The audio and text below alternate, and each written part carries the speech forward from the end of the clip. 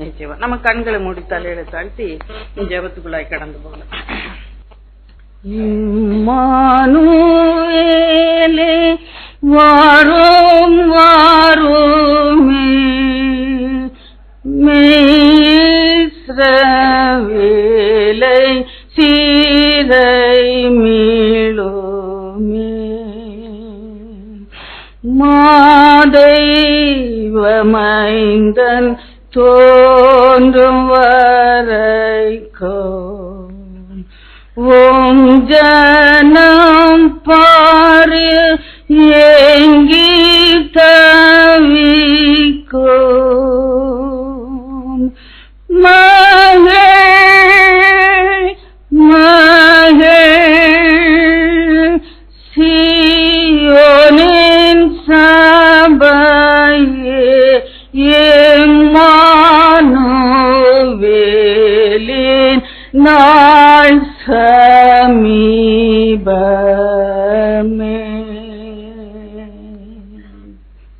பேசும்படியார் கேட்கிறோம். இயேசு கிறிஸ்துவின் பரிசுத்த நாமத்திலே பிதாவே ஆமென். ஆண்டவராகிய இயேசு கிறிஸ்துவின் நாமத்திலே நான் உங்கள் அனைவரையும் வாழ்த்துகிறேன். லூக்கா எழுதின சுவிசேஷம் 1ஆம் அதிகாரம் 24வது வசனத்தை நான் வாசிக்கிறேன், கவனமாய் கேளுங்கள். அந்த நாட்களுக்கு பின்பு அவன் மனைவியாகிய சகரியாவின் மனைவியாகிய எலிசபெத் கர்ப்பவதியாகி ஜனங்களுக்குள்ளே எனக்கு உண்டாயிருந்த நிந்தையை நீக்கும்படியாக கர்த்தர் இந்த நாட்களில் என் மேல் கடாட்சம் வைத்தார். நான் மலடை குறித்து நான் பிரசங்கிக்க போகிறதில்லை. ஆணிலாகிலும் பெண்ணிலாகிலும் மலடு இருக்கும் என்று வேதம் சொல்லுகிறது. அந்த மலடு இருக்கிறபடியினால் வருகிற நிந்தையை வைத்து நான் பேசவில்லை. நிந்திக்கப்படுகிறதை அல்லது இழக்கமாய் இல்லை அலட்சியமாய் நடத்தப்படுகிறதை குறித்து நான் பேசவில்லை.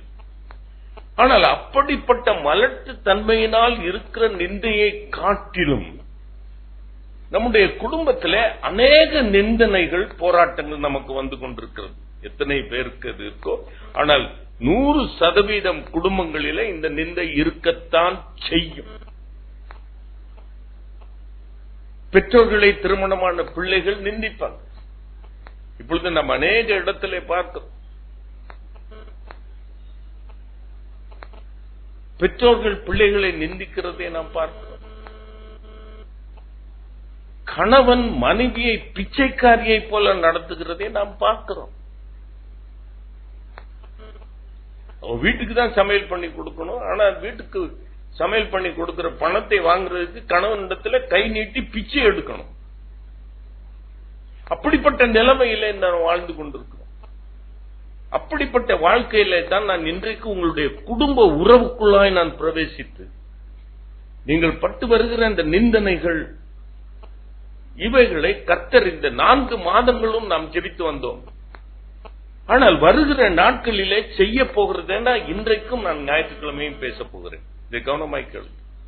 இதுவரைக்கும் ஆண்டவருடைய சமூகத்திலே நம்மை தாழ்த்தினோம், நம்மை சோதித்து பார்த்தோம், அநேக பிரதிக்ஞை எடுத்தோம், அநேக நேரத்திலே நம்மை மாற்றி அமைத்துக் கொண்டோம். நான் அப்படிதான் நான் நினைக்கிறேன். I am not questioning your integrity in your spiritual life.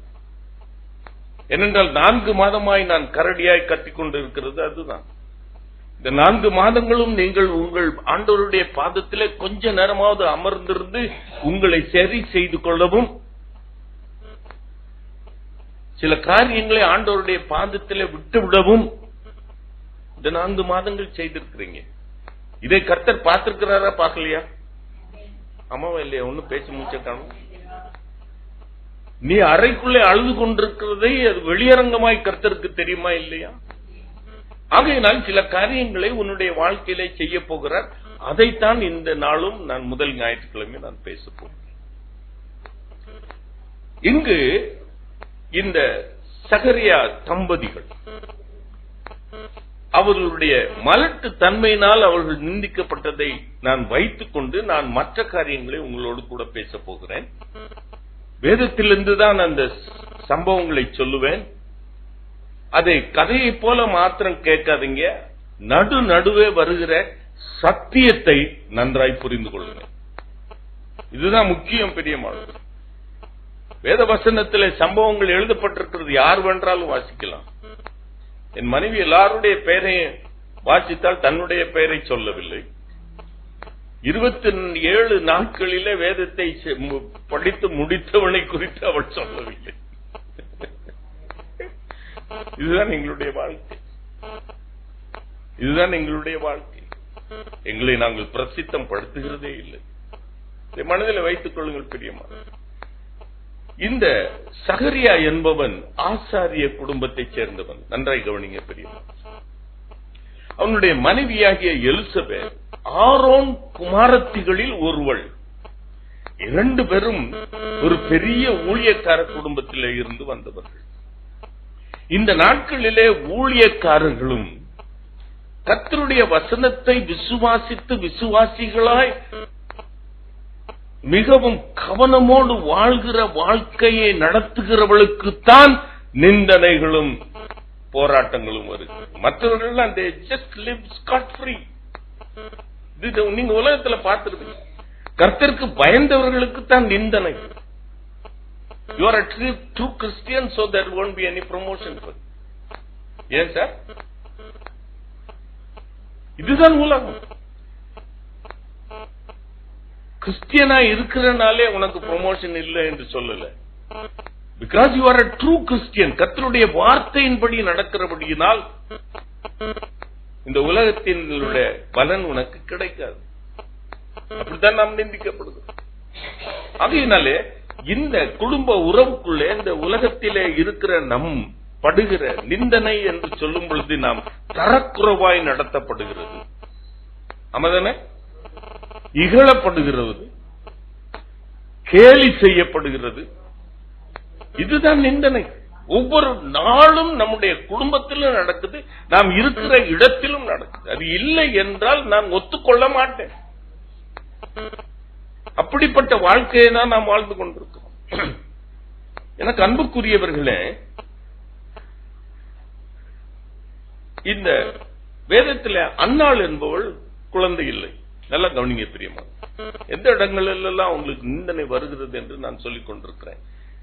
மலடா இருக்கிறதை குறித்த நிந்தையை வைத்துதான் பேசுகிறேன். ஆனால் எந்த இடத்திலே அவள் நிந்திக்கப்படுகிறாள் என்பதை. அவள் கணவனுக்கு 2 மனைவிகள். ஒருவளுக்கு குழந்தை பிறக்கிறது, இன்னொருவளுக்கு குழந்தை இல்லை. ஆகையினாலே அவள் தங்கி இருக்கிற வீட்டிலும் அவளுக்கு நிந்தனை. நல்லா கவனிங்க. அவள் குடியிருக்கிற வீட்டிலும் அவளால் என்ன பண்ண முடியல? அவளை நிந்திக்கிறாங்க, அவளை இகழ்ச்சியாய் பேசுறாங்க, கேலி செய்யறாங்க, நையாண்டி செய்கிறார்கள். அப்படிப்பட்ட வாழ்க்கை குடும்பத்தில். ஆனால் வருஷம் தோறும் ஒரு தடவை அவர்கள் பண்டிகை கொண்டாடும்படி ஆலயத்துக்கு புறப்பட்டு வருவார்கள் என்று வேதம் சொல்லுகிறது. அப்படி ஆலயத்துக்கு புறப்பட்டு வரும் பொழுதும் அந்நாளும் அந்த பெனின்னாலும் கூட வருகிறார்கள். அவள் ஆலயத்துக்கு போய்கொண்டிருக்கிற பாதையிலே அந்த பெனின்னாள் அந்நாளை மனமடிவாக்குகிறாள், கேலி செய்கிறாள். நல்ல கவனிங்க பிரியமானங்களே. இப்படிப்பட்ட குடும்பத்திலும் கேலி, நையாண்டி, கூத்து. சரி, ஆலயத்துக்கு போனாலாவது கொஞ்சம் ஆறுதலா இருக்கும் என்று சொல்லி ஆலயத்துக்கு புறப்பட்டு போகிறாள். அங்கேயும் அவள் மனம் அடிவாக்குகிறாள். இப்படிப்பட்ட ஆலயத்துக்கு நாம் யாரிடத்தில் போவோம்? ஆண்டவரை தொழுது கொள்ளும்படியாக ஆலயத்துக்கு நாம் செல்லுகிறோம், அல்லது ஆண்டவரிடத்திலே நம்முடைய ஜெப குறிப்பை, ஜெப விண்ணப்பங்களை ஏறெடுக்கிறதுக்காக நாம் ஆலயத்துக்கு செல்லுகிறோம். ஆலயத்தில் கொஞ்ச நேரம் இளைப்பாறும்படியாக நாம் செல்கிறோம். ஆனாலும் அங்கமையும் அந்த ஆலயத்திலும் நம்மை மனமடிவாக்குகிறார். இப்படிப்பட்ட சூழ்நிலையை தான் நாம் வாழ்ந்து கொண்டிருக்கிறோம். எனக்கு அன்புக்குரியவர்களே, இவைகள் எல்லாம் நாம் கடந்துதான் நாம் ஆவிக்குரிய வாழ்க்கையில நாம் முன்னேறி செல்ல வேண்டும். இப்படிப்பட்ட காரியம்தான் இந்த உலகத்திலே நடக்கும். ஆகையினாலே நாம் கர்த்தரை விட்டு விலகி ஓடிவிட முடியாது. நம்ம யாரிடத்துக்கு போவோம்? இதை மனதில் வைத்துக் கொள்ளுங்கள். யாரும் உங்களை ஆறுதல் படுத்த முடியாது. அன்னாளுடைய கணவன் அவளை எப்படியோ அவளை மேன்மைப்படுத்தி தான் வைத்தான். ஆனாலும் அவளால் ஆறுதல் அடைய முடியல. அப்படிப்பட்ட நிலைமையில் தான் நான் வாழ்ந்து கொண்டிருக்கிறோம். யாருடைய அன்பு, கணவனுடைய அன்பு கூட இருக்கிறது, ஆனாலும் ஆறுதல் அடைய முடியலையே. எனக்கு அன்புக்குரியவர்களே, கர்த்தருடைய இருதயத்திற்கு ஏற்றவனை குறித்து நான் ஒரு காரியம் சொல்லிவிட்டு நான் செய்திக்கு நான் கடந்து சொல்லுவேன். இந்த முகவரை மிகவும் அவசியம், நீங்கள் புரிந்து கொள்ள வேண்டியது. தாவீது கர்த்தருடைய இருதயத்திற்கு ஏற்றவன் என்று எழுதப்பட்டிருக்கு. ஆகையினால அவன் தாழ்ந்து, அதை புதிய பாட்டிலே அதை பார்க்கிறோம். அவன் வாழ்ந்து கொண்டிருந்த நாட்களிலும் அவன் கர்த்தருடைய இருதயத்துக்கு ஏற்றவனாய்த்தான் இருந்திருக்க முடியும். அப்படிப்பட்டவன், நல்லா கவனிங்க பிரியமானங்களே, சவுல் அவனை துரத்தி கொண்டு வரும் பொழுது, என்றால் இதை மனதில் வைத்துக் கொள்ளுங்க, நம்மை நிந்திக்கிறவர்கள், நம்மை கேவலமாய் பேசுகிறவர்கள், நம்மை விட்டு உயரத்திலே இருக்கிறவர்கள் ஒருவேளை நம்மை நிந்தித்தார்கள் என்றால் அதை நம்மால் என்ன பண்ண முடியும்? ஏற்றுக்கொள்ள முடியும். ஆமாவா இல்லையா? ஆமாவா இல்லையா? அது நம்மால் ஏற்றுக்கொள்ள முடியும். ஆனால் நமக்கு நிகரானவர்கள் அல்லது நமக்கு கீழே இருக்கிறவர்கள், அவர்கள் நம்மை நிந்தித்தால் நம்மால் ஏற்றுக்கொள்ள முடியாதா? முடியுமா? முடிய மாட்டேங்குது. இதுதான் நிதர்சனம், இதுதான் உண்மை, இதுதான் சத்தியம். இப்படிப்பட்ட நிலைமையில தான் வாழ்ந்து கொண்டிருக்கிறோம். தாவீதும் அப்படிப்பட்ட நிலைமையில வாழ்ந்து கொண்டிருந்தவன் தான். சவுலுக்கு பயந்து அவன் ஒரு நாகாஸ் என்கிற ராஜாவிடத்தில் கொஞ்சம் அவனுக்கு அடைக்கலம் கிடைக்கும் என்று போகிறான். ஆனால் அந்த ராஜா அவனை பைத்தியக்காரன் என்று சொல்லுகிறான். அந்த ராஜா அவனை நிந்திக்கிறான். அதையும் அவன் தாங்கிக் கொள்ளுகிறான். அவனுடைய வாழ்க்கையில நடந்த சம்பவத்தை நான் சொல்லுகிறேன்.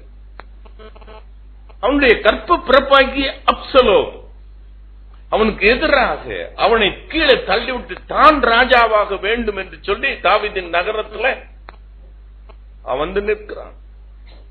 தாவீது நகரத்தில் ஒரு யுத்தம் வந்துச்சுன்னா தாவீது நகரத்தில் உள்ள இஸ்ரவேல் ஜனங்கள் மடிந்து போவார்களே என்று தாவீது அந்த இடத்தை விட்டு அவன் ஓடி போகிறான். வெறுங்காலாய் நடந்து போகிறான். அவனை சுற்றிலும் கனவான்கள், பலசாலிகள், அவனோடு கூட அவனுடைய சேனாதிபதி, இவர்கள் எல்லாம் படை சூழ அவன் போய்க் கொண்டிருக்கிறான். செத்த நாயை போல, அவர்கள் அந்த யோவாபுடைய வார்த்தை, செத்த நாயை போல இருக்கிற அந்த சீமேயு என்கிறவன் அவனை தூஷிக்கிறான், அவனை நிந்திக்கிறான். அதைத்தான் அவன் கடந்து போக வேண்டியது இருந்தது. அல்லேலூயா சொல்லுவோமா? நீரே என்னுடைய நம்பிக்கை என்று அவனால் சொல்ல முடிந்தது. அல்லேலூயா சொல்லுவோமா? அல்லேலூயா சொல்லுவோமா? இத்தனை பாதையிலே தான் அவன் சென்று கொண்டிருந்தான். ஆனால் இப்படி பாதையிலே செல்லிக் கொண்டிருக்கிறவர்களுக்கு கர்த்தர் என்ன செய்ய போகிறார் என்று ஓரிரண்டு சம்பவத்தை நான் உங்களுக்கு சொல்ல விரும்புகிறேன். ஆதியாகமம் 30ஆம் அதிகாரம் 23 எல்லாம் உங்களுக்கு தெரிந்த சம்பவத்தை வச்சுதான் நான் சொல்றேன். இந்த கதையை மட்டும் கேட்டுட்டு அதில் உள்ள சத்தியத்தை நீங்க விட்டு விடாதீங்க. அநேக நேரத்தில் இதுதான் நம்ம பிரசங்கத்திலே நடக்குது. ஜனங்கள் அதனால்தான் இன்னும் அறியாமலே இருக்கிறாங்க. 23-24 வாசிங்க.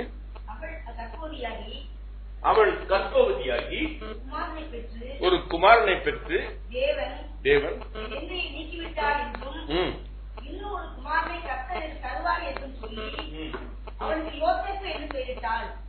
இங்க பாருங்க, யாக்கோபு சம்பவம் நல்லா தெரியும். அவன் தாயினுடைய பேச்சை கேட்டு அவனுடைய மாமான் வீட்டுக்கு புறப்பட்டு வருகிறான். ஆனால் மாமான் வீட்டுக்கு செல்லும் பொழுது அவள் ராகேலை அவன் பார்க்கிறான், சந்திக்கிறான்.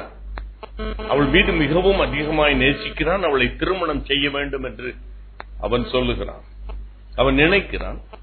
அதை அவனுடைய மாமாண்டத்திலும் சொல்லுகிறான். அவன் அதை திருமணம் செய்து கொடுக்கிறேன் என்று சம்மதித்து விட்டு திருமண நாள் அவளை ராகேலை கொடுக்காதபடிக்கு லேயாளை கொடுக்கிறான்.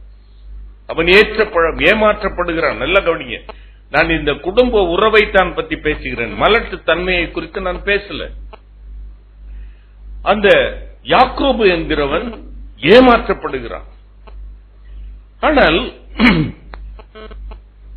லேயாளுக்காக 7 வருஷம் உழைத்தவன், அடிமையாய் கொத்தடிமையாய் இருந்தவன், ராகேலுக்காகவும் அடுத்த 7 வருஷம் அவன் ஓயாமல் உழைக்கிறான். அப்பொழுது வேலை செய்கிற அந்த இடத்துல லாபான் அவனை மிகவும் மனமடிவாக்குகிறான். அவனுடைய சம்பளத்தை மாற்றுகிறான். ஏமாற்றப்பட்டவன் அவன், சம்பளத்தை மாற்றப்பட்டவன். வனாந்திரத்தில் அதை மேய்க்கும் பொழுது அதை மிருகங்கள் கொலை செய்து போட்டுவிட்டால், ஆடுகளையும் மாடுகளையும் பண்ணிவிட்டால், இவன் தன்னுடைய ஆடுகளை எடுத்து அவன் மாமனுக்கு கொடுப்பான். அப்படி உண்மையாய் குளிரிலும் மழையிலும் வெயிலிலும் அவன் உழைத்தான். அவனுடைய மனநிலைமை அப்படி இருந்தும் அவனுடைய மனநிலைமை என்ன? அவன் ஏமாற்றப்பட்டான். இப்படிப்பட்ட நிலைமையில ராகேல் வந்து சொல்லுகிறாள், நீர் எனக்கு ஒரு பிள்ளையை கொடு, இல்லை என்றால் நான் என்ன பண்ணட்டும்? அந்த இது 30ஆம் அதிகாரம் முதல்ல வாசித்து பாத்தீங்கன்னா தெரியும். எனக்கு ஒரு பிள்ளையை கொடு, இல்லைன்னா நான் என்ன பண்ணட்டும்? சாகட்டும். இப்பொழுது இந்த அவளும் பிரஸ்ட்ரேட்டட். ஏனென்றால் லேயாளுக்கு குழந்தை பிறந்துருச்சு.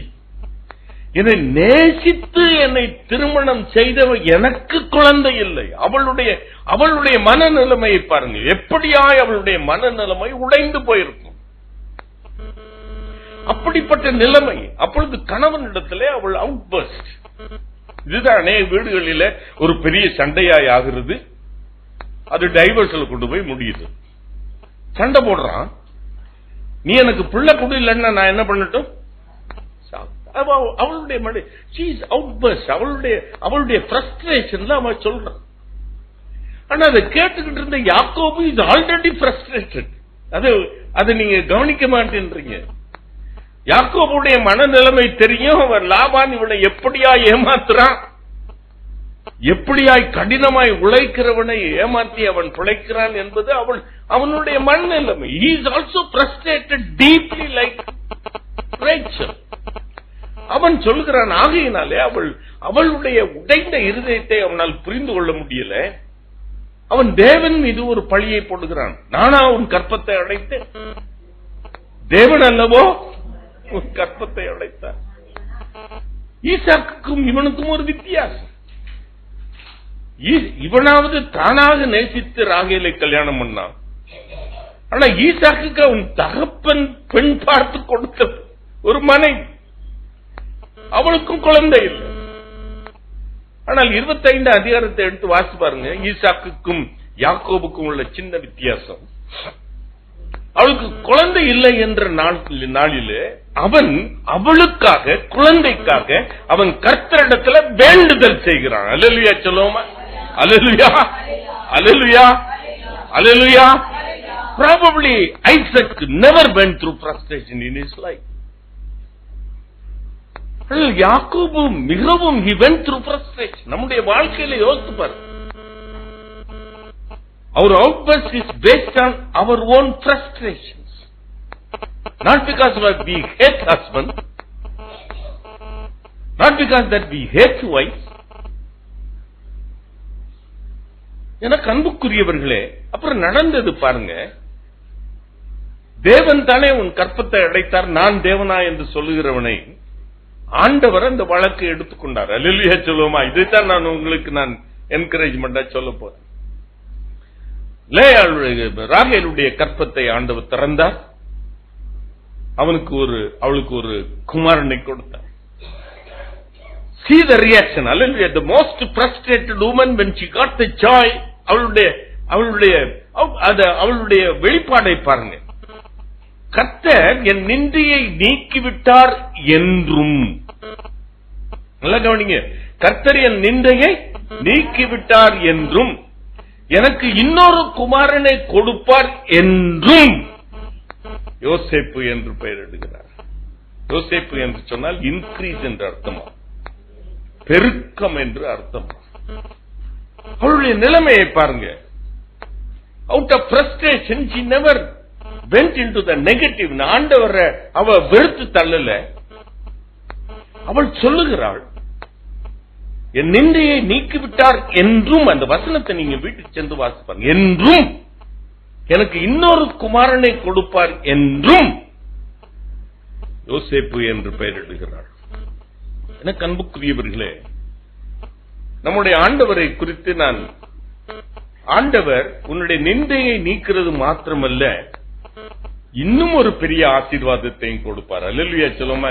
ஆகையினால் தான் புதிய ஏற்பாட்டில் வாசிக்கிறோம், நாம் நினைக்கிறதற்கும் நாம் வேண்டிக் கொள்கிறதற்கும் மிகவும் அதிகமாய் கிரியை செய்ய வல்லமையுடையவர். கரந்தட்டி ஆண்டவருக்கு நன்றி. இந்த 4 மாதங்கள் நாம் பட்ட பாடுகள், ஆண்டவருடைய சமூகத்தில் அமர்ந்திருந்து நாம் கதறின கதறல், இன்றைக்கும் நான் கதறிக்கொண்டேதான் இருக்கிறேன். இந்த உலகத்தில் நடக்கிற காரியங்கள் நிச்சயமாய் நம்முடைய மனதை உடைக்கிறதாகத்தான் இருக்கிறது. எனக்கு அன்புக்குரியவர்களே, 1 ராஜாக்கள் 3ஆம் அதிகாரத்தை எடுத்து வீட்டுக்கு சென்று வாசிப்பார். அவன் ஒன்றைத்தான் அந்த சாலமோன் கேட்கிறான், நான் சிறு பையனாய் இருக்கிறேன், இவ்வளவு பெரிய ஜனக்கூட்டத்தை நான் ஆளுகை செய்ய எனக்கு ஞானம் இல்லை, ஆகையினால் எனக்கு ஞானத்தை கொடுங்கன்னு தான் கேட்கிறான். அல்லேலூயா சொல்லுவோமா. அல்லேலூயா. என் ஆண்டவருடைய கிருபையை பாருங்க. கர்த்தர் அவனுக்கு ஞானத்தை கேட்டான். ஞானத்தை மாத்திரம் கொடுக்கல, ஞானத்தையும் அதோடு சேர்ந்த உணர்வையும் சேர்த்து கொடுக்கிறார். அல்லேலூயா சொல்லுவோமா. He has to be proactive to the problems of the people. ஆகையினால இந்த உணர்வையும் கொடுக்கிறார். அந்த உணர்வை கொடுக்கிறது மாத்திரமல்ல, அவன் கேளாத ஐஸ்வர்யத்தையும் கொடுக்கிறார். அவன் கேளாத மகிமையை கொடுக்கிறார். அல்லேலூயா சொல்லுமா. தொடர்ந்து அந்த அதிகாரத்தை வாசி பாருங்க. நம்ம நினைக்கிறதுக்கும் வேண்டிக் கொள்வதற்கும் மிகவும் அதிகமாய் கிரியை செய்ய வல்லமை உடையவர். அல்லேலூயா சொல்லுமா. கேளாத ஐஸ்வர்யத்தையும் கேளாத மகிமையை கொடுத்தவர் மாத்திரமல்ல, உனக்கு முன்பாகவும் உனக்கு பின்பாகவும் இப்படிப்பட்ட ஐஸ்வர்யவான் இருந்திருக்க மாட்டான் என்று சொல்லிவிட்டு இன்னொரு காரியத்தை, அவன் கேளாத ஒரு காரியத்தை கொடுக்கிறார். அது நீங்க அநேக நேரத்தில் வாசிருக்க மாட்டீங்க. தீர்க்க ஆயுசையும் கொடுக்கிறார். கரத்தில் ஆண்டவருக்கு நம்முடைய காலங்கள் அவர் கரத்தில் இருக்கிறது. அவன் ஞானத்தை தான் கேட்டான். கர்த்தர் பட்டியலிட்டு எத்தனை காரியத்தை கொடுத்திருக்கார். ஏன் இதை நம்ப மாட்டேன்றீங்க நீங்க? ஏன் இதை நம்ப மாட்டேன்? கர்த்தரிடத்துல எல்லாவற்றையும் வைத்து விடுங்கள். கர்த்தர் நிச்சயமாய் உங்களுக்கு செய்வார். அல்லேலூயா சொல்லுவோமே. அல்லேலூயா. அல்லேலூயா. அல்லேலூயா. 2வது யோசுவா 5:9 வாசிப்போம்.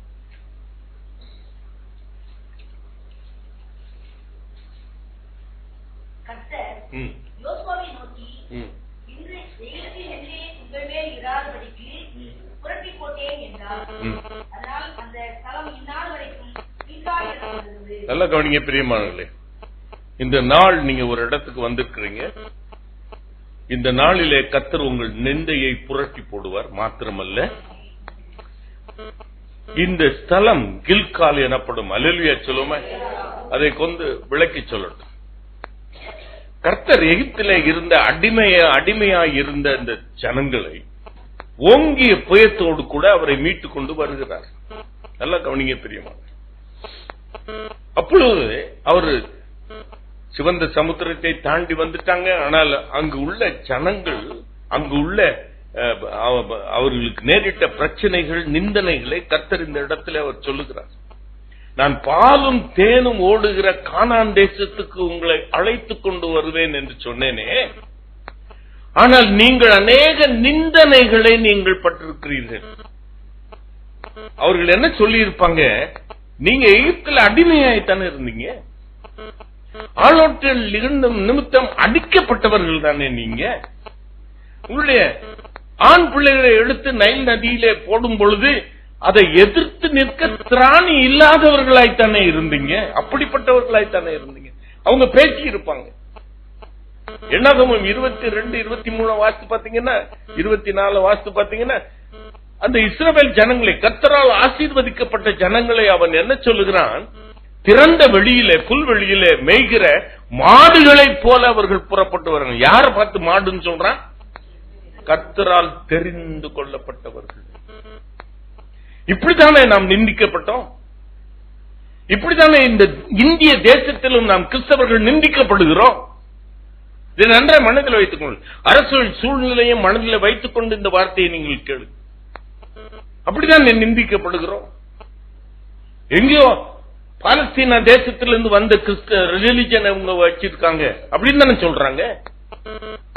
எனக்கு அன்புக்குரியவர்களை இதை மனதில் வைத்துக் கொள்ளுங்கள். பின்னால் இப்படிப்பட்ட நிந்தைகள். ஆனால் கர்த்தர் அவர்களுக்கு பிராமிஸ் பண்ண லேண்ட், பாலும் தேனும் ஓடுகிற அந்த கானான் தேசத்துக்குள் அவர்கள் பிரவேசித்து அந்த கானான் தேசத்துடைய நன்மைகளை புசிப்பதற்கு முன்பாக அவர்களுடைய நிந்தையை நீக்கி போடுகிறார். கர்த்தருடைய ஆண்டவர்கள் கர்த்தருடைய நன்மையை நிந்தனைகளோடு கூட அனுபவிக்க கூடாது என்று சொல்லி, நல்லா கவனிங்க, இதை அண்டர்லைன் பண்ணுங்க.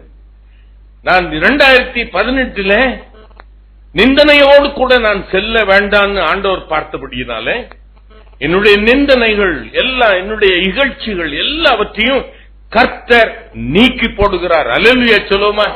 அல்லேலூயா சொல்லுவோமா? அது நீக்கி போடுகிறதுக்கு ஒரு இடத்திலே ஆண்டவர் இதை உடன்படிக்கை பண்ணுகிறார். இந்த பிள்ளைகளுடைய நிந்தனைகளை நான் நீக்கி போடுவேன், ஆகையினாலே இந்த பழம் கில்கால் என்று பெயரிடப்பட்டது என்று வேதம் சொல்லுகிறது. நீங்க அதுக்கு முன்னாடி நீங்க வாசித்து பார்த்தீங்கன்னா உங்களுக்கு அந்த இடத்தின் பெருமையை தெரியும். அப்பொழுது ஆண்டவர் யோசுவாவிடத்துல இவர்கள் நிந்தனைகள் நீக்கப்படுவதற்கு முன்பாக, நல்ல கவனிங்க பிரியமானவர்களே, கானான் தேசத்திலே அவர்கள் நன்மையை அனுபவிக்கிறதுக்கு முன்பாக இவர்களுக்கு நீ என்ன பண்ணு, ஒரு பட்டய கருக்கினால் அவர்களுக்கு விருத்த சேதனம் செய்துவிடு. மோசே அவர்களுக்கு விருத்த சேதனம் செய்தான். ஆனால் விருத்த சேதனம் செய்தவர்கள் எல்லாரும் என்ன பண்ணிட்டாங்க சொல்லுங்களேன்? மரித்து போயிட்டாங்க. இப்பொழுது அந்த அவர்களுடைய அடுத்த ஜெனரேஷன், அதுக்கு அடுத்த ஜெனரேஷன் வந்திருக்கு. அவர்கள் இன்னும் என்ன பண்ணப்படல? விருத்த சேதனம் பண்ணப்படல. மோசே இடத்துல சொல்லுகிறார், அவர்கள் நிந்தனைகள் நீக்கப்படுவதற்கு முன்பாக அவர்களை விருத்த சேதனம் பண்ணு. இந்த கில்காலிலே அவர்கள் விருத்த சேதனம் பண்ணினார்கள். அங்க இன்னொரு காரியம் நடக்குது. இதுவரைக்கும் வானத்தின் மன்னாவை சாப்பிட்டுக் கொண்டு வந்தவர்கள், அல்லேலூயா சொல்லுவோமா, கர்த்தரால் போஷிக்கப்பட்டவர், அந்த கில்காலிலே என்ன பண்றாங்க? பஸ்கா ஆசரிப்பு பண்றாங்க. அல்லேலூயா சொல்லுவோமா? அந்த அதிகாரத்தை நீங்க வீட்டுக்கு சென்று வாசித்து பாருங்க. அந்த கில்காலிலே அவர்கள் பஸ்காவை ஆசரிக்கிறார்கள். அங்கு விளைந்த கதிர், அந்த பயிர்களிலே அவர்கள் அப்பத்தை செய்கிறார்கள். அங்கு விளைந்த கதிர்களை அவர்கள் சாப்பிடுகிறார்கள். எனக்கு அன்புக்குரியவர்களே, அப்படி என்றால் நீங்க பாருங்க, அவர்கள் எரிகோவை கடந்து ஆயி பட்டணத்தை கடந்து அவர்கள் வந்து கானான் தேசத்திலே அவர்கள் வாழணும். கானான் தேசம் தான். எப்பொழுது யோர்தானை அவர்கள் கடந்தார்களோ அது கானான் தேசம்.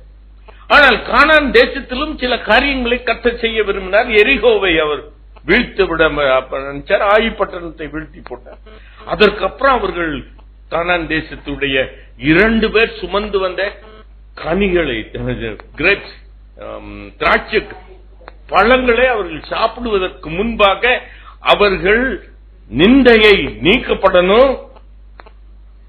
எப்படி நீக்கப்படணும்னு சொல்றாருன்னு பாருங்க. அதுதான் அங்க அதுவரைக்கும் ஆண்டு அந்த இஸ்ரவேல் ஜனங்களை பற்றி ஆடு மாடுன்னு சொன்னவங்க, ஆளோட்டிகள் நினைத்து அடிக்கப்பட்டவர்கள், திராணியற்றவர்கள் என்று சொன்னவர்கள், எரிகோவிலே அவர்கள் அங்கு வரும்பொழுது 2ஆம் அதிகாரம் 10வது வசனத்தில் அங்கு ஒரு பெரிய இந்த இஸ்ரவேல் ஜனங்களை குறித்து ஒரு பெரிய சாட்சி சொல்லப்படுகிறது. கரந்தட்டி ஆண்டவருக்கு நான் என்ன சாட்சி? சிவந்த சமுத்திரத்தை 2ஆய் பிளந்து உங்களை மீட்ட அந்த இஸ்ரவேலின் தேவனாகிய அந்த தேவனுடைய ஆசீர்வாதிக்கப்பட்ட ஜனங்கள் அல்லவா என்று அவர் சொல்லுகிறாள். அல்லேலூயா சொல்லுவோமா? அல்லேலூயா சொல்லுவோமா? அடிக்கப்பட்டவர்கள் என்று சொல்லிக் கொண்டிருந்தாங்க, மாடுகளைப் போல அலைந்து கொண்டிருக்கிறார்கள் என்று அவர்கள் பேசினார்கள். ஆனால் இப்பொழுது எரிகோவிலே அவர்கள் அந்த யோர்தானை கடந்து அவர்கள் கானான் தேசத்துல புறப்படுகிற அந்த தேசம் எப்படிப்பட்ட தேசம்? இஸ்ரவேல் ஜனங்களை பற்றி ஒரு பெரிய சாட்சி பகருகிற தேசம். அல்லேலூயா சொல்லுவோமா? அந்த தேசத்திலே கர்த்தர் உங்களை கொண்டு வருகிறார். அல்லேலூயா சொல்லுவோமா? கர்த்தருக்கு சாட்சி பகருகிற வருஷத்திலே கர்த்தர் உங்களை அடி எடுத்து வைக்க போகிறார். கரந்தட்டி ஆண்டவருக்கு நன்றி சொல்லுவோம். அல்லேலூயா, அல்லேலூயா, அல்லேலூயா, அல்லேலூயா, அல்லேலூயா. மூன்றாவது ஒரு தெரிந்த சம்பவம் 1 சாமுவேல் 11ஆம் அதிகாரம் 2வது வசனம்.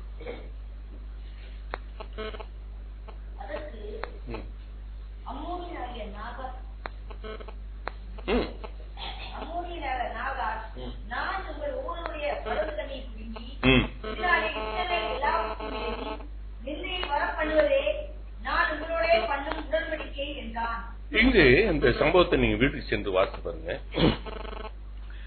அங்கு யாபேஸ் என்கிற ஒரு சின்ன குரூப் இருக்கு, ஒரு சொற்ப ஜனங்கள். நல்ல கவனிங்க, இந்தியாவில் நம்ம யாரு? சொற்ப ஜனங்கள் தான். அங்கு யாபேஸ் என்கிறது இஸ்ரவேல் ஜனங்களை சேர்ந்தவர்கள், ஆனால் சொற்ப ஜனங்கள். அப்பொழுது அவன் நாகாஸ் என்கிறவன் அந்த யாபேஸ் ஜனங்களுக்கு எதிராக போரிட அவன் எண்ணுகிறான். அப்பொழுது அந்த ஜனங்கள் என்ன பண்றாங்க? ஒரு வெள்ளக்கொடியை எடுத்துட்டு அவங்க சமாதானம் சொல்லும்படி அந்த ராஜாவிடத்துல போகிறார்கள். என்ன சொல்றாங்க? நாங்க ஒரு உடன்படிக்கை பண்ணுவோம், நாங்கள் இனிமேல் உங்களுக்கு என்னவா பண்ணுவோம்? சேவை செய்வோம், உங்களுக்கு அடிமையா இருப்போம், உங்களுக்கு கப்பம் கட்டுவோம். ஆகையினாலே எங்கள் மீது நீங்க போர் செய்ய வேண்டாம் என்று வெள்ளக்கொடி காமிச்சிட்டு நிக்கிறாங்க. அந்த நாகாஜ் என்ன சொல்றான்? எச்ராஜான்னு ஒருத்தன் இருக்கான் நம்ம ஊர்ல, ஒரு நாகாஸ். அவன் கிறிஸ்தவங்கள் அப்படிதான் பேசுவான். அவன் என்ன பண்ண போறானா, அவன் சொல்றான், நான் பண்ணுற உடன்படிக்கை என்ன தெரியுமா? இஸ்ரவேல் ஜனங்களை, யாபேஸ் ஜனங்களை கேளுங்க, எல்லாருடைய வலது கண்ணை நான் என்ன பண்ண போறேன்? புடுங்கி போட போறேன். ஆகையினால வரும் சந்ததியோடு கூட நீங்கள் அப்படி குருடாக்கப்பட்டவர்களாய் லட்சையும் நிந்தையுமாக இருப்பீர்கள், அதுதான் என்னுடைய உடன்படிக்கை என்று சொல்லுகிறான். நான் சொல்றட்டும், கர்த்தர் உங்களை நிந்திக்க விட மாட்டார். அல்லேலூயா சொல்லுவோமா? நிந்தையை மாற்றி போடுவேன் என்று சொன்னார். அல்லேலூயா சொல்லுவோமா? இவன் சொல்றேன், நான் உங்களை நிந்தையாகவும் இலட்சியாகவும் இந்த தேசத்திலே வைப்பேன் என்று சொல்லுகிறான். எனக்கு அன்புக்குரியவர்களே, அப்பொழுதுதான் கர்த்தர் சவுலை அபிஷேகம் பண்ணி இருக்கிறார். அந்த சவுல் என்ன பண்ணுகிறான்? அந்த இஸ்ரவேல் தேசத்துக்குள்ளே போய் ஒரு 3,50,000 பேரை சேர்க்கிறான், போர் சேவகர்களை சேர்க்கிறான். சேர்த்து விட்டு அந்த நாகாசுக்கு விரோதமாக யுத்தம் செய்கிறான், அவனை முறியடித்து விடுகிறான். கரந்தட்டி ஆண்டவருக்கு நன்றி. யாருடைய வலது கண்களை புழுங்குவேன் என்று சொன்னானோ அந்த ராஜாவை அவன் மடங்கடித்தான். அல்லேலூயா சொல்லுவோமா? அல்லேலூயா சொல்லுவோமா? அல்லேலூயா சொல்லுவோமா? அல்லேலூயா சொல்லுவோமா? இதை மனதில் வைத்துக் கொள்ளுங்கள் பிரியமானவர்களே. ஒரு சின்ன தவறு நம்ம தவறு செய்திருக்கிறோம். அதனால தாவீதை குறித்து இன்னொரு காரியத்தை சொல்லட்டும். அவன் ஆண்டவருடைய ஆலோசனையை கேட்காமல் தானே ஒரு பெலிஸ்தியரின் தேசத்திலே போய் தங்கி இருப்பது நல்லது என்று சொல்லி அவன் சிக்லாக்கிலே போய் தங்கி இருக்கிறான். 1 சாமுவேல் 30ஆம் அதிகாரம். அப்போ அந்த சிக்லாக்கு பட்டணம் தீக்கிரையாக்கப்படுகிறது. அவனுடைய மனைவிகள், பிள்ளைகளை எல்லாரும் அவர்கள் என்ன பண்ணிட்டு போயிட்டாங்க? சிறைப்பிடித்து போய்விட்டாங்க. மாத்திரமல்ல, அவனோடு கூட இருந்த வாலிபர்கள், அவர்களுடைய குடும்பம், அவர்களுடைய மனைவிகள் எல்லாரையும் அவன் சிறைப்பிடித்து போய்விட்டான். அப்பொழுது அந்த இடத்திலே பாருங்க, தாவீதுக்கு விரோதமாய் அவனை நிந்திக்கிறாங்க. உன்னாலதானே எங்களுக்கு இது நடந்துச்சு, உன்னாலதானே எங்களுடைய மனைவிகளையும் பிள்ளைகளையும் அவன் சிறைப்பிடித்து போயிட்டான். உன்னுடைய மனைவிகளையும் பிள்ளைகளையும் சிறைப்பிடித்தது போல என்னுடைய பிள்ளைகளையும் சிறைப்பிடித்து போய்விட்டான். இது உன்னாலே தான் நடந்தது என்று அவனை அவர்கள் நெருக்க ஆரம்பித்த பொழுது தாவீது மிகவும் நெருக்கப்பட்டான் என்று வேதம். அப்பொழுது கர்த்தரிடத்தில் அவன் முறையிடுகிறான். அவர்கள் இழந்தவைகள் எல்லாவற்றையும் கர்த்தர் திருப்பி கொடுத்தார். கரத்தட்டி ஆண்டவருக்கு நன்றி சொல்றேன். எனக்கு அன்புக்குரியவர்களே, இதை நீங்க தீர்க்க தரிசனமாக எடுத்துக்கொள்ளுங்க. கர்த்தர் நிச்சயமா இதை செய்வார். இழந்தவைகளை எல்லாம் திரும்ப பெற்றுக்கொள்ளும்படி செய்வார். எல்லாரும் உன்னாலதானே இந்த சொத்து நம்மகிட்ட பரிகரிச்சிட்டாங்க, உன்னாலதானே இந்த நஷ்டம் ஏற்பட்டிருக்கு. கணவன் சொல்லுவான் மனைவி வீட்டுல, எனக்கு அன்புக்குரியவர்களே, இதை மனதில் வைத்துக் கொள். பிள்ளைகள் சொல்லுவாங்க பெற்றோரிடத்துல, நீங்க எல்லாத்துக்கும் பொம்பளை பிள்ளைக்கு இதை செஞ்சீங்க அதை செஞ்சீங்க, அதனால தான் நாங்க சொல்லுவாங்களா இல்லையா? உலகத்தில் நடக்கிறது தானே. ஆனால் கர்த்தர் உன்னுடைய நிந்தையை புரட்டி போடுவார். கோலியாத் எல்லாத்துக்கும் தெரியும். கோலியாத் சம்பவம் எல்லாத்துக்கும் தெரியும். ஆனால் அதுல உள்ள ரகசியத்தை தான் நான் இன்றைக்கு சொல்ல போகிறேன். அவன் இஸ்ரவேலுக்கு முன்பாக இஸ்ரவேல் ஜனங்களையும் இஸ்ரவேல் தேவனையும் இஸ்ரவேல் ராஜாவையும் அவன் என்ன பண்ணுகிறான்? நிந்திக்கிறான். அவன் நிந்திக்கிறதற்கு ஒரு காரணம். இதைதான் நீங்க அறிந்திருக்க மாட்டீங்க. உங்களுக்கு நான் வேதத்திலிருந்து ஒரு பெரிய ரகசியத்தை சொல்லட்டும். அதுக்கு முந்தி நீங்க வாசித்து பாத்தீங்கன்னா, நான் அது ரெஃபரன்ஸ் எல்லாம் சொல்லல, நீங்க வாசிங்க. அதுக்கு முந்தி நீங்க வாசித்தீங்கன்னா என்ன நடக்குது? இஸ்ரவேலுக்கும் பெலிஸ்தீருக்கும் எப்பொழுது யுத்தம் நடந்துகிட்டே இருக்கும். அல்லேலூயா சொல்லுவோமா? அல்லேலூயா சொல்லுவோமா? அப்ப அப்படிப்பட்ட ஒரு யுத்தத்துல இந்த இஸ்ரவேல் ஜனங்கள் என்ன பண்றாங்க? உடன்படிக்கை பெட்டியை எடுத்துக்கொண்டு அந்த யுத்தத்திற்கு முன்பாக ஆர்ப்பரித்து கொண்டாடி கொண்டு அவர்கள் புறப்பட்டு போகிறார்கள். அப்போ அந்த பெலிஸ்தியரின் ராஜாவுக்கும் பெலிஸ்தியரின் ராணுவத்திற்கும் உள்ளத்துல ஒரு பயம். இவர்கள் உடன்படிக்கை பெட்டியை வைத்துக் கொண்டு இப்படி ஆர்ப்பரித்து வர்றாங்களே, நம்ம அவர்களை எதிர்த்து நிற்க நம்மளால ஜெயிக்க முடியுமா என்று அவர்கள் இன்னைக்கு அப்படித்தான் நம்ம வாக்குத்தத்தத்தை சத்தமா சொல்றோம். ஆனா அது நடக்காது இருக்கும் பொழுது என்ன பண்றோம்? நம்ம நடக்கிற சம்பவம் தான், நம்முடைய வாழ்க்கையில நடக்கிற சம்பவம் தான். இந்த பைபிள் எடுத்துக்கொண்டு நம்ம ஆர்ப்பரிக்க தான் செய்யறோம். ஆனா இந்த ஆர்ப்பரிப்பை பார்த்து அவர்கள் எதிராளிகள் பயப்படதான் செய்யறாங்க. ஆனாலும் வல்லவனுக்கு வல்லவன் இன்னொருத்தர் இருக்கான் பாரு. அந்த எதிராளிக்கு இன்னொரு பெரிய எதிராளி ஒருத்தர் இருக்கான். அவன் தான் சத்துரு, சாத்தான். அவன் ஏவி என்ன பண்றான்? அந்த பெலிஸ்தியர்களை, நீ தைரியமா போய் அவங்கள யுத்தம் பண்ணு என்று சொல்கிறான். முதல்ல பயந்தவன் இப்ப தைரியத்தோடு கூட இஸ்ரவேல் ஜனங்களிடத்துல யுத்தம் செய்ய புறப்பட்டு வருகிறான். அந்த பெலிஸ்தியர்கள் புறப்பட்டு வர்றாங்கன்னு பார்த்த உடனே உடன்படிக்கை பெட்டியில முன்னாடி ஆர்ப்பரித்து போனவர்கள் இப்பொழுது அப்படியே பின்வாங்கி போனார்கள். அல்லேலூயா சொல்லுவோமா? அப்ப அந்த பெலிஸ்தியனுக்கு என்ன தெரிஞ்சிச்சு? இந்த பயல்கள் எல்லாம் வெத்து வேட்டு, இவர்கள் எல்லாம் இன்னைக்கு ஒன்னே என்னையும் பார்த்து ஜனங்கள் சொல்ற ஒரு பெரிய காரியம் எல்லாம் வெத்து வேட்டு. கோலியாத் அப்படிதான் நினைக்கிறான், நீங்களா வெத்து வெட்டுடா. அதனால்தான் எல்லாத்தையும் நிந்திக்கிறான். வாயை திறந்து அவன் நிந்திக்கிறான், ஜனங்களை நிந்திக்கிறான், ராஜாவை நிந்திக்கிறான், இஸ்ரவேல் தேவனை நிந்திக்கிறான். ஆண்டவர் ஒரு ரட்சகனை உண்டாக்கினார், தாவீதை அனுப்புகிறார். அவன் கவன் கல்லை வைத்து ஒரே கவன் கல்லினாலே அவனை வீழ்த்துகிறான். நடந்தது பாருங்க, அந்த ரகசியத்தின் உச்சகட்டம்.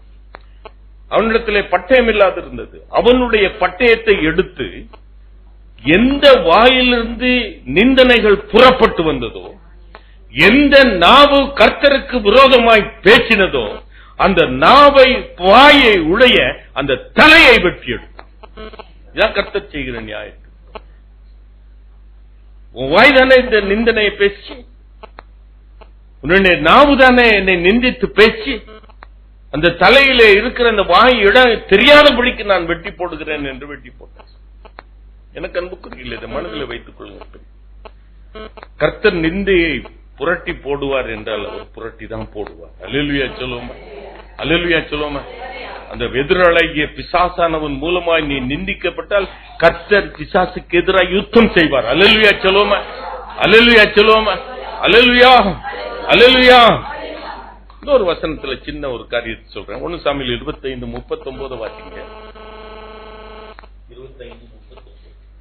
அதுல ஒரு வார்த்தையை மாத்திரம் பிடித்துக் கொண்டு நான் பேசுறேன்.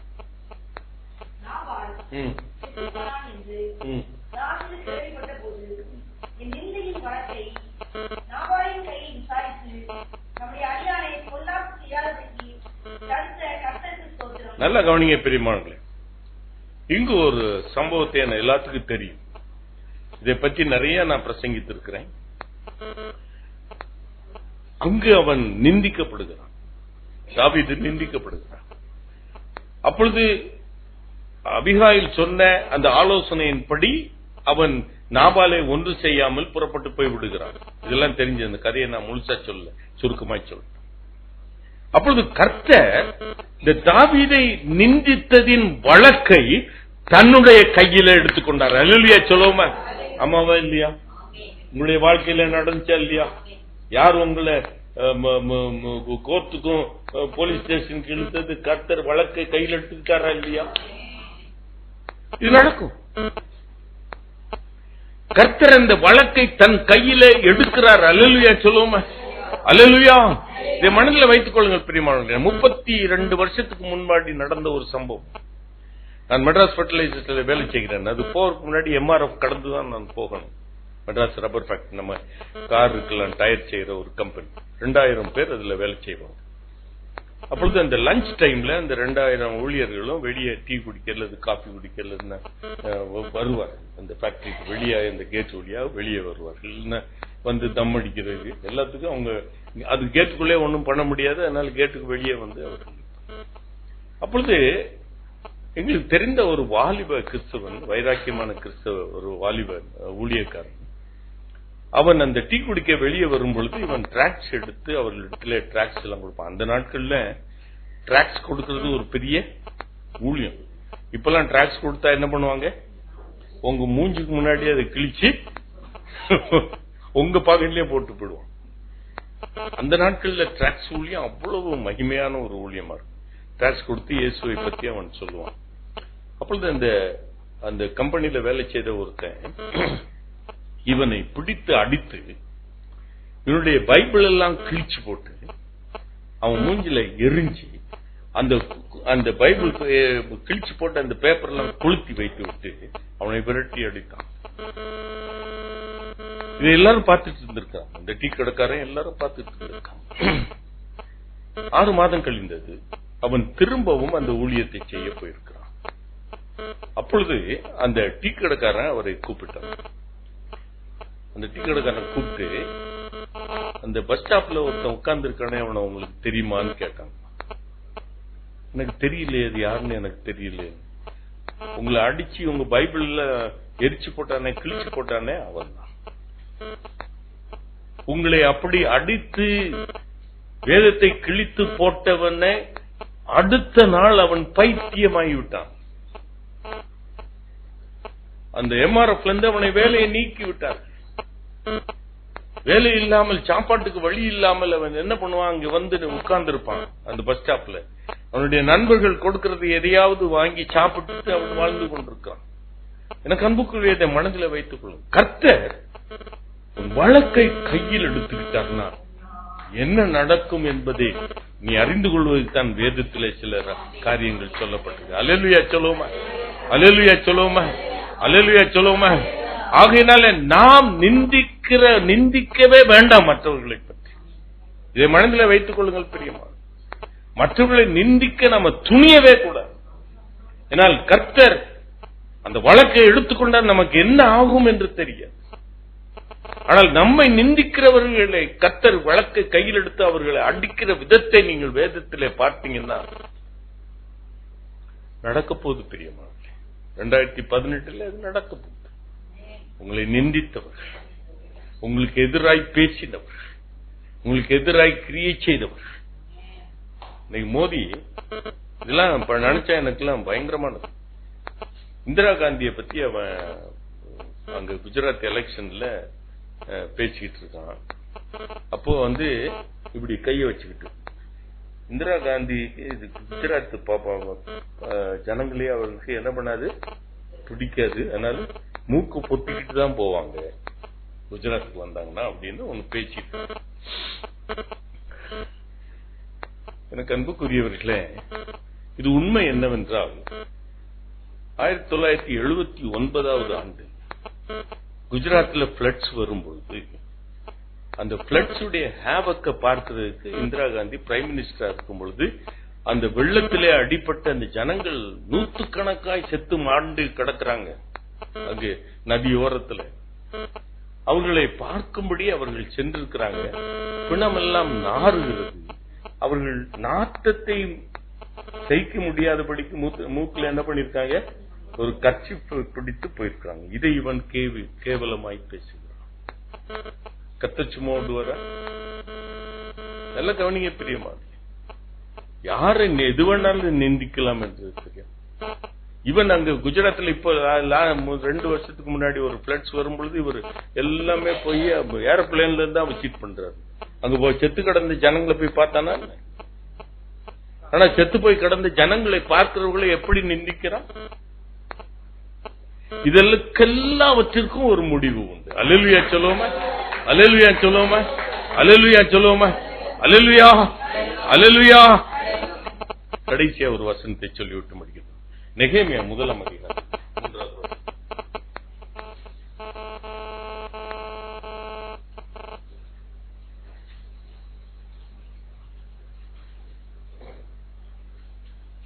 அதற்கு அவர்கள் சிறையிருப்பில் நீண்டிருக்கிறவர்கள் அந்த தேசத்திலே மகா தீங்கையும் நிந்தையையும் அனுபவிக்கிறார்கள்.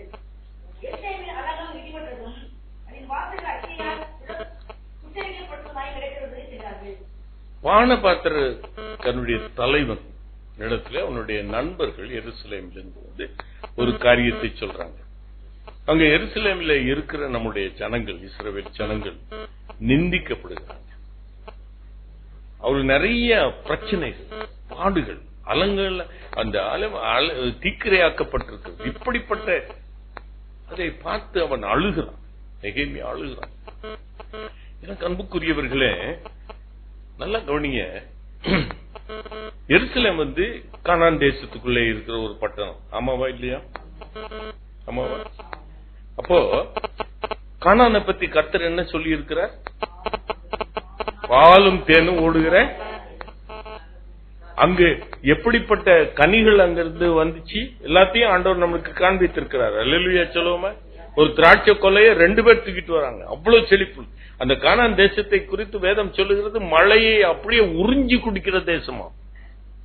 அப்படிப்பட்ட ஒரு செழிப்புள்ள தேசத்துல இந்த ஜனங்கள் அந்த நாட்டின் செழிப்பை அவர்கள் அனுபவிக்க முடியாதபடிக்கு அவர்கள் நிந்திக்கப்படுகிறார்கள்.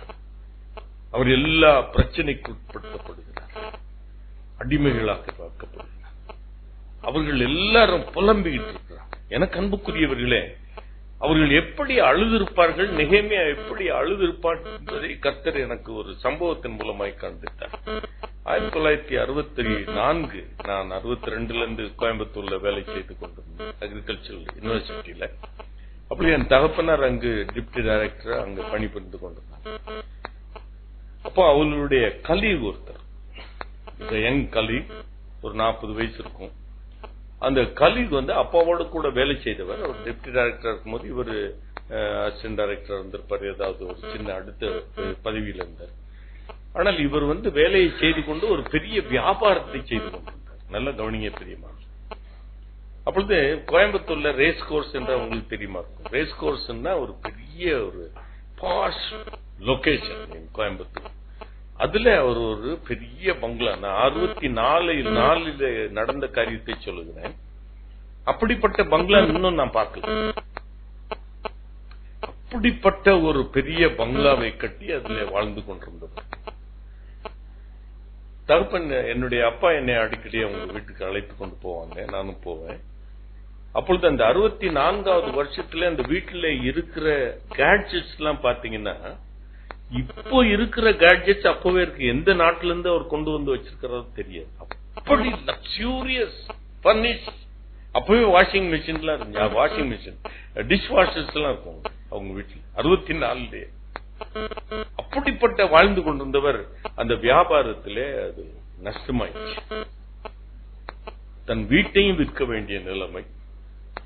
ஆனால் இந்த வீட்டை வாங்கின பிரபு என்ன பண்ணாரு, இவருடைய கஷ்ட நிலைமையை பார்த்து விட்டு, அவுட் ஹவுஸும் கொஞ்சம் பெரிய அவுட் ஹவுஸா இருக்கும், நீங்க இந்த அவுட் ஹவுஸ்ல தங்கிக்கங்க, நிலைமை நல்லா ஆனவுடனே நீங்க அங்க விட்டு போயிடுங்க. இவ்வளவு பெரிய பங்களால வாழ்ந்தவர் அந்த அவுட் ஹவுஸ்ல அவர் போய் இருக்க ஆரம்பித்தார். அப்படி என் தகப்பன் என்னை ஒரு நாள் அந்த அவுட் ஹவுஸ் கூப்பிட்டு போனார். அப்போ நான் அந்த சம்பவம் இன்னும் எனக்கு கண்ணுக்கு முன்னாடி வருது. அவ்வளவு பெரிய மனிதன், அவர் குலுங்கி குலுங்கி அழுகிறதை பார்த்து என்னுடைய இதயமெல்லாம் சுக்குநூறாய். அப்பதான் எனக்கு ஜெபிக்க தெரியாது, அப்பெல்லாம் ஆண்டவரை பத்தி எனக்கு தெரியாது. அவர் அழுகிறதை பார்த்து எனக்கும் அழுகை வந்தது, அவ்வளவுதான். அப்பதான் நினைச்சு பார்த்தேன், இந்த ஜனங்கள் அந்த எருசலேமில படுகிற அந்த நிந்தனைகள், அவர்கள் அழுகிற அழுகையை பார்த்து நெகேமியாவும் அழுகிறானே, அதை நினைத்து பார்த்தேன். அந்த மனுஷன் அழுகிறதை பார்த்து நானும் அழுகிறேன். எங்க அப்பா என்னை பக்கத்துல உட்கார்ந்து நீ ஏன்டா அழுகு? எனக்கு அன்புக்குரியவர்களே, இதை மனதில் வைத்துக் கொள்ளுங்கள் பிரியர்களே. இப்படிதான் கர்த்தர் அதை அந்த நிந்தையை நீக்கி போட்டார். அல்லேலூயா சொல்லுவோமா? அவங்க எப்பொழுது அலங்கத்தை கட்ட ஆரம்பித்தார்களோ, அல்லேலூயா சொல்லுவோமா? இதை மனதில் வைத்துக் கொள்ளுங்கள் பிரியமானவர்களே. அந்த எருசலேம் அந்த ஜனங்கள், யூத ஜனங்கள் அந்த இடிந்து போன எருசலேம் மதில்களை கட்ட ஆரம்பித்த பொழுதே அவளுடைய நிந்தனைகள் புரட்டி போடப்பட்டது. கரந்தட்டி ஆண்டவருக்கு நன்றி. இதை மனதில் வைத்துக் கொள்ளுங்கள் பிரியமானவர்களே. 2018 நீங்கள் செய்ய வேண்டிய ஒரு சின்ன காரியத்தை நான் சொல்லிவிட்டு நான் முடிக்கட்டும். ராஜபாளையம் என்ற ஊரிலிருந்து ஒரு பெண் ராத்திரி பகலா எங்களை போட்டு வாட்டி எடுப்பார். 2 மணி நேரம் பேசுவார் அந்த பெண். ஏனென்றால் அவரும் ஒரு பெரிய வியாபாரம் செய்திருந்தவர்கள். அவருடைய குடும்பத்திலே ஒரு பெரிய தகராறு ஆகையினாலே அந்த வியாபாரம் நொடுங்கி போனது. அவருடைய வியாபாரத்தை அவர்கள் எல்லாம் புடுங்கி கொண்டாங்க. அழுது அழுது ஜெபம் பண்ணுவோம். கர்த்தர் அந்த நிந்தையை நீக்கி போட்டார். அவனுக்குன்னு ஒரு பிசினஸை அவர்கள் சகோதரர்கள் அவனுக்குன்னு ஒரு பிசினஸை கொடுத்தார்கள். அதை செய்து கொண்டு நன்றாக இருந்தான். அதுக்கப்புறம் அந்த பெண் என்கிட்ட பேசுறத நிப்பாட்டிடுவாங்கல்ல. ஆமாதானே? அழுகிற பொழுதெல்லாம் ஜெபம் பண்ணணும்னு கேட்பாங்க. அவங்க சிரிச்சிட்டு இருக்கும்போது என்ன பண்ண மாட்டாங்க, கேட்க மாட்டாங்க. அதுக்கப்புறம் கேட்கவே இல்லை. திடீர்னு ஒரு நாள் அவங்ககிட்ட இருந்து ஒரு போன் வந்துச்சு. அப்போ ஏதோ ஒரு பிரச்சனை வந்துச்சு. அப்பொழுது அது ஜெபம் பண்ண அழ ஆரம்பித்தாள். நான் சொன்னேன், நாங்க தென்காசிக்கு வருகிறோம், அந்த ட்ரெயின்ல அது ராஜபாளையம் ஒளிய போகும். அப்போ அங்க 2 நிமிஷம் நிக்கும், நீ எங்களை பாரு, நான் உங்களை மேல தலையில கை வச்சு நான் ஜெபம் பண்ணிட்டு போறேன் அப்படின்னு சொன்னேன். வந்தாங்க எல்லாரும் ட்ரெயின்ல. அது 2 நிமிஷம் தான் நிக்கும். நான் இறங்கி அதுகளுக்கு ஜெபம் பண்ணிட்டு நான் போயிட்டேன். அதுக்கப்புறம் அப்படி ஜெபம் பண்ணும் போது நான் ஒரு வார்த்தையை நான் சொன்னேன். அல்லேலூயா சொல்லுவோமா? ஒரு தடவை கர்த்தர் நிந்தையை நீக்கி போட்டார். அடுத்த தடவை பிரச்சனைக்குள்ளாய் நீ மாடி இருக்கிற, நிந்தனைக்குள்ளாய் போய் கொண்டிருக்கிறேன். இப்பொழுது அந்த கர்த்தருடைய வசனம் எனக்கு ஞாபகம் வந்தது. அவர்கள் அலங்கத்தை கட்ட ஆரம்பித்த உடனே அவருடைய நிந்தனைகள் புரட்டி போடப்பட்டது. அல்லேலூயா சொல்லுவேன். அப்ப நான் சொன்னேன் அந்த சகோதரியிட்டையும் இந்த சகோதரனிடத்தை, ராயனுடையதை ராயனுக்கும் தேவனுடையதை தேவனுக்கும் நீங்க கொடுக்க பழகுங்கள் என்று சொன்னேன். அல்லேலூயா சொல்லுவோமா? அலங்கத்தை கட்ட ஆரம்பித்த உடனே நிந்தனைகள். இதைத்தான் நம்ம செய்யணும் பிரியமானவர்களே. கர்த்தர் அநேக நிந்தனைகளை புரட்டி போடுவார், உண்மை. ஆனால் ஒரு சில நிந்தனைகள் உங்களுக்கு வரும்பொழுது ஒன்றை மனதிலே வைத்துக் கொள்ளுங்கள், கர்த்தருடைய அலங்கத்தை கட்டும். நீங்க செய்ய ஆரம்பிக்கும் பொழுது கர்த்தர் உங்களுடைய நிந்தனைகளை புரட்டி போடுவார். அல்லேலூயா சொல்லுவோமா? அல்லேலூயா சொல்லுவோமா?